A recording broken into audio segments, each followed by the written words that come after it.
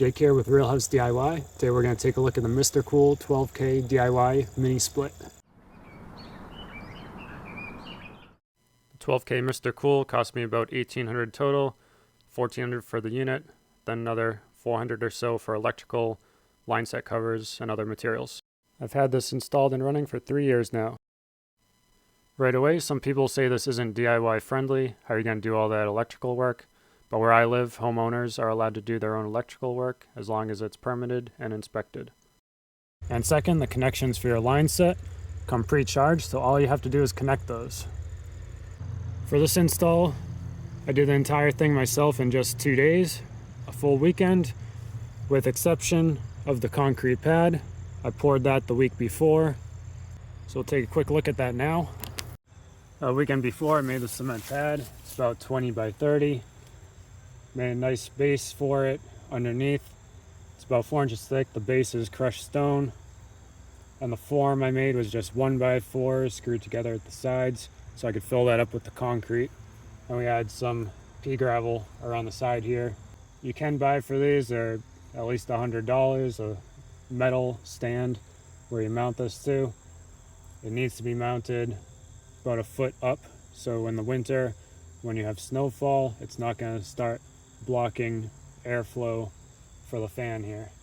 What I did to save on cost, when I poured the concrete base, I put 1 foot pieces of rebar into each corner based on the mounting distance here.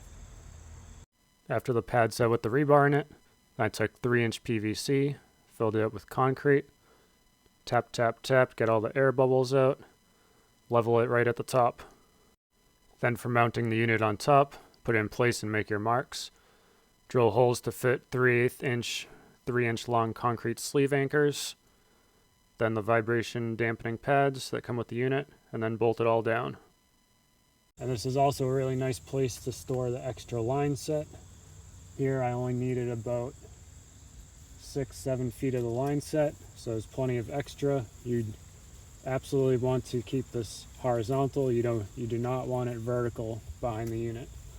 Here's the inside unit. Does your heating and cooling. When it's on, these vents will open up and blow the warmer, cool air into the room. In selecting this 12K unit, it's made for 400 square feet. However, this is a shed. It's really well insulated and tight. It's 240 square feet. It's a 12 by 20. But we also do have pretty high ceilings here. The slope ceiling goes up to about 8.5 feet up at the top. So it is a decent amount of space that we need to heat and cool. Comes with the inside thermostat. Right now it's only maybe 55 degrees outside. The unit is off and it's currently 70 degrees. Also comes with your remote control. Use the remote control while you're in the room. There's also an app that you can use for your smartphone. And there's a lot more settings on the app. While the remote control does your basic settings, the app is going to give you a lot more settings in terms of programming for, weekly versus weekend. With the line set, they give you this wrap for it. It's not adhesive or anything. It can move around. I believe it protects against sun damage. This is in a location that's on the north side of the building. This doesn't get any sun at all, so it doesn't really matter. And I did ask the Mr. Cool folks. I called customer service. They're very good answering technical questions. Right here where it makes the connection to the unit, wrap this with some pipe insulation, and you can also use electrical tape. So I got this taped up really secure to where it loops down and then connects to this wrap that they gave me, which I don't like quite as much. It does move around a little bit, but so for that reason I use the electrical tape up to where it connects. And the line set is going to go straight up alongside the wall to where it enters the building. This is a line set cover kit I bought. It's just PVC pieces that snap together and screw together. And here is where you have your electrical connection to the indoor unit. I just wrapped up the extra cord that they give you. Then it enters into the same area with the line set and enters into the building.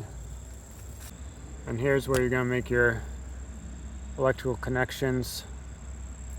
They're coming into the unit here. The 12K unit only calls for 14 gauge wiring. I did everything 12 gauge wiring with a 20 amp circuit breaker. So you buy this, it's a 1/2 inch whip connection. And that comes up to this disconnect box. You'll need to get this disconnect box as well.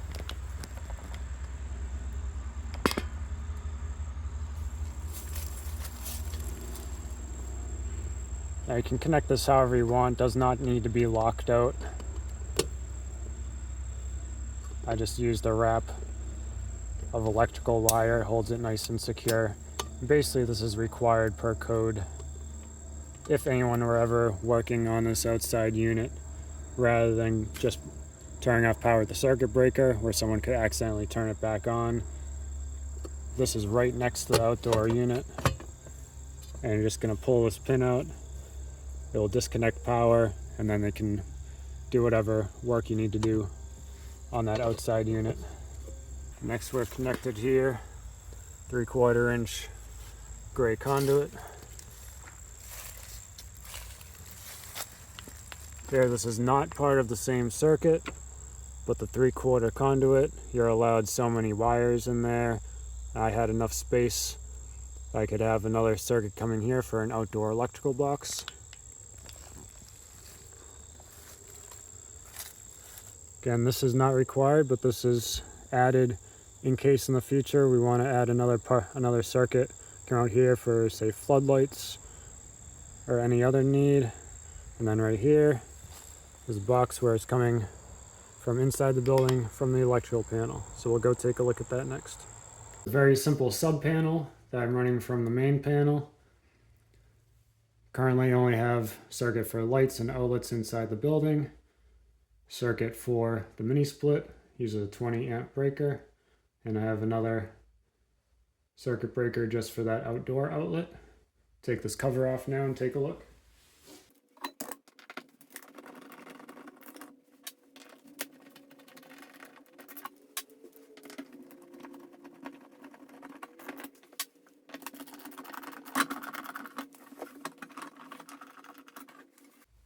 So before we decided on the 12K unit, I wasn't sure if we would need a 240 volt unit. So for this sub panel, I ran the red and the black, so it has 2 hots.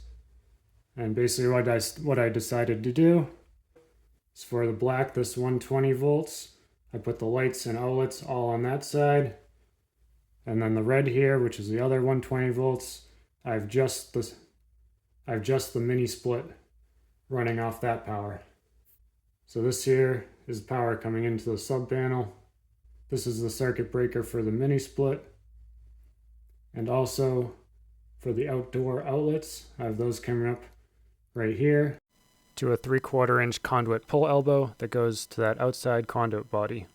And from there, the wires go to that outdoor outlet and the mini split. So that's very typical for any outbuilding sub panel to run the 240 volts. This one, I had to dig a trench, run it from across the house, through the garage, through the trench, up the side of the shed, in through the inside of the shed to this panel. I'll be doing all of that again next year on another shed that I have. So I'll demonstrate all that again in a later video. So back to the indoor unit. When you're installing this, they give you a nice template, shows you where to mount it. Needs to mount to the studs. You drill a hole for where the line set and the power cord comes in, and you feed those through and hang this on the bracket.